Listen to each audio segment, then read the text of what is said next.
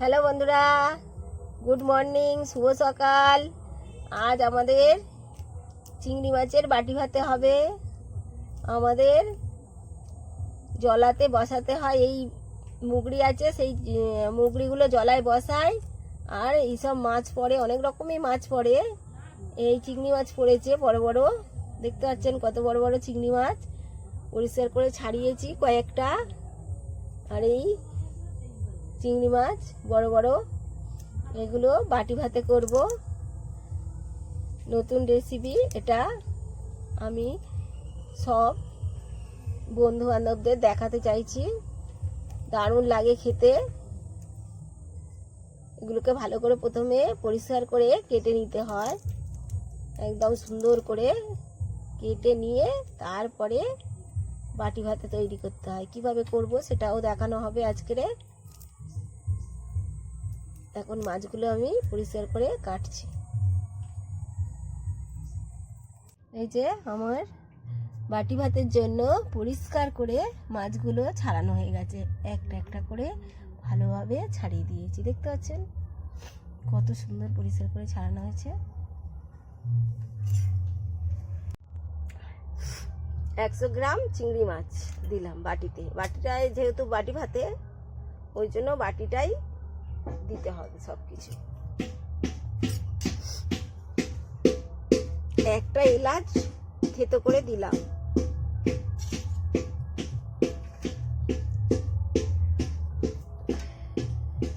এক চামচ পেঁয়াজ বাটার রস দিলাম। পেঁয়াজ বাটার রস, আদা বাটার রস 1 চামচ দিলাম। পরিমাণ মতো তেল দিচ্ছি, সর্ষের তেল, টেস্টি হবে, ভালো হবে খেতে।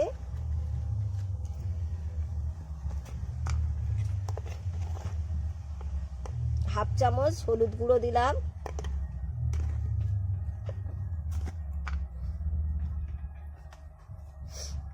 এক চামচ লঙ্কার গুঁড়ো দিলাম।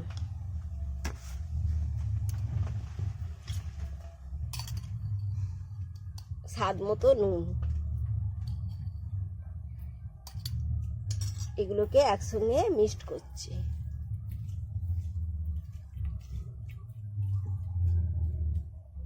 পুরো মিক্সড হয়ে গেছে।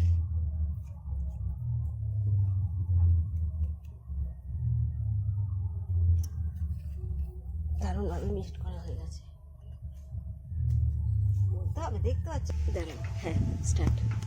ভাতটা আমার আগে থেকে অনেকটা ফুটে এসছে। না, ভাত ফুটলে এটা দেওয়া যাবে না, কারণ ভাত ফুটে গেলে একটা সেই ভাতের একটা ফ্যান উপরে উঠে যায়, সেটার জন্য দিতে পারা যায় না। এখন আমার ভাতটা অনেকটা হয়ে এসছে, তারপরে আমি এই বাটিটা বসিয়ে দিলাম। আর আস্তে আস্তে ধীরে ধীরে জাল দিচ্ছি সুন্দরভাবে। ভাতটাও হয়ে যাবে পুরোপুরি, বাটি ভাতেও তৈরি। এরকম ভাতটা ফুটবে, নাহলে বেশি ফুটে গেলে আবার ফ্যানটা উঠে ওর মধ্যে ভর্তি হয়ে যাবে, ওই জন্য হালকা হালকা ফুটবে।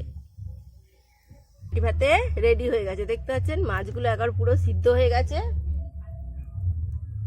মাছগুলো ভালোই সিদ্ধ হয়েছে, দেখা যাচ্ছে তেলও ছেড়ে দিয়েছে, ওপরে তেল ভেসে গেছে। আর এটা বানাতে 10 মিনিট লাগে। এইবার আমি এটাকে খুন্তি দিয়ে আস্তে আস্তে তুলে নেব। এই তুলে নিলাম।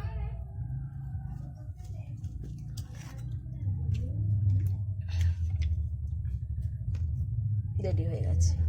এবারে ভাতের ফ্যান ঝেড়ে এটাকে আবার ভাতের হাঁড়ির ভিতরে আমি ঢুকিয়ে ছড়া চাপা দিয়ে রেখে দেবো। তবে গরম থাকবে, সুন্দর থাকবে, দমে রেখে দেবো ওটাকে। আবার ভাতের ফ্যান ঝাড়া রেডি হয়ে গিয়েছে। এইবারে ভাতটা ফাঁকা করে নিলাম, মাঝখানটা একটু ফাঁকা করে নিলাম, নিয়ে বাটিটা বসিয়ে দেব। এই আমি বাটিটা বসিয়ে দিলাম। এবারে এটা ছড়াটা ঢেকে দিলাম। এবার যখন খাওয়া হবে তখন এটা বার করব। আমার চিংড়ি মাছের বাটি ভাতে একদম রেডি হয়ে গেছে।